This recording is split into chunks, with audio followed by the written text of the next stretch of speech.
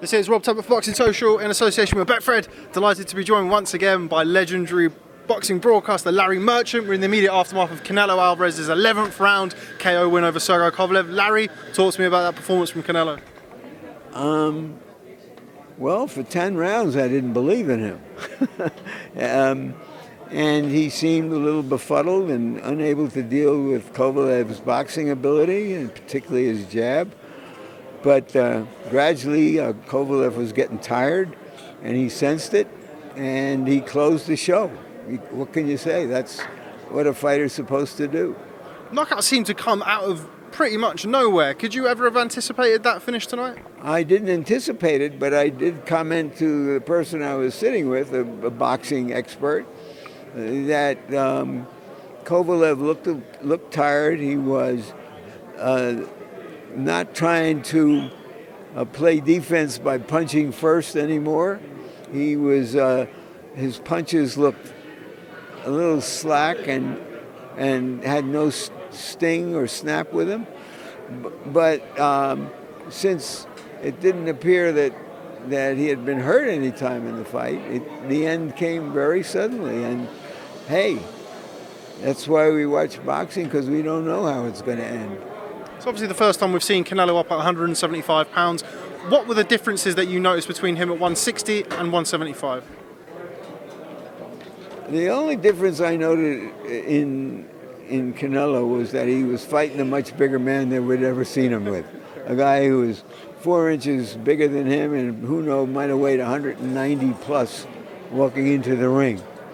And that seemed to matter because Kovalev had a good plan because he has boxing skills and a good jab, and I thought he was ahead in the fight. Do you think Canelo will stay at 175, or do you think he'll move back down through the weights? My guess is he'll come down and maybe settle at 168 because anybody who weighs 160 will want to fight him. Kovalev made $12 million in what might be his farewell to the sport, so they'll have no problem moving up a few pounds to fight him because he's going to call the shots. And if somebody materializes at 168, and there are a number of guys down at 160, then there are plenty of potential opponents for him. Where next for Sergey Kovalev? Obviously, he had the losses to Andre Ward. He had the knockout loss to Eleider Alvarez. Is this now the end for Sergey Kovalev? I would guess it is. He's had a very good career. He made a big payday tonight. He can go home and say, I did good. And he did do good. But you never know if someone else is going to come along and offer him some money, and he gets an itch that he has to scratch. We've seen that with a lot of fighters, but he's smart enough to know that he ain't what he used to be. Obviously, a lot of the talk coming into this week, we spoke about it yesterday, was kind of Canelo's status as the best fighter in the sport. Did tonight just reiterate that he's the pound-for-pound number one in the sport? I have no problem with him being rated at number one. I think he's among the 4 or 5 best fighters in the world. And this dramatic kind of victory could propel him into the number one place, yes. Final one on Canelo Kovalev. Where would you like to see Canelo go next? Would you like him back at middleweight? Would you like him at 168? Is there a fight in particular that stands out to you? Obviously, the Golovkin, the trilogy is still there. One of the great things about Alvarez is that he wants to be great. He wants to be not just a great fighter, but a great man. He wants to transcend the sport in some way.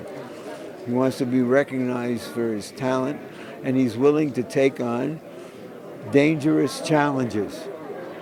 So I think he's made his point tonight, and if he goes down and fights 160-pounders, nobody's going to diss him, particularly the many Mexican fans who have never bought into him because he's not the style of fighter that they viscerally connect with. Just want to talk to you about quite a bizarre occasion tonight when we were sat around watching UFC, which was strange. I mean, I've not covered the sport anywhere near as long as you, but I don't know if you've ever seen anything like that before. No, I think there was about a minute of live action in well over 2 hours. And when people are paying top dollar to be in the arena and paying money to watch from their homes, I thought it was disrespecting your customers by trying to find new customers in some inventive way. I found myself, and it didn't matter to me that it was a UFC fight they were showing. It could have been a golf match or a tennis match or a Super Bowl. People paid to see a fight, and they ought to get the fight. And so I was a little disappointed, even though I give them some slack because they've invested huge amounts of money to build a new network.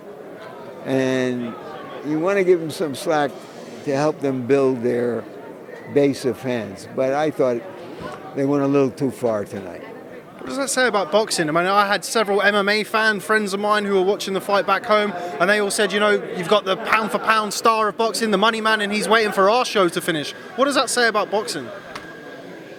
It doesn't. It's not all good.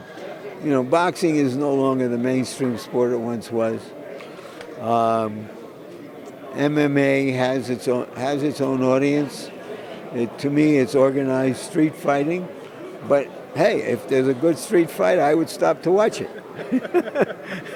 So I have nothing against MMA and the geniuses who make money off it and all of that sort of stuff. But I just thought it disrespected the fight fans who bought into this fight tonight. Final word on Ryan Garcia tonight. A lot of the talk coming into this fight was this was his biggest test yet. There was people saying that he'd avoided Romero Duno, got him out of there inside a round. Yeah, it was a show-stealing performance, except that Canelo stole it back. That's well put. I like that. Larry Merchant, thanks very much for speaking to Boxing Social, not just today, but yesterday at the weigh-in. Do appreciate your time. Hopefully we can do it again sometime. Thank you. Thanks, Larry. That's good. Thank you, sir.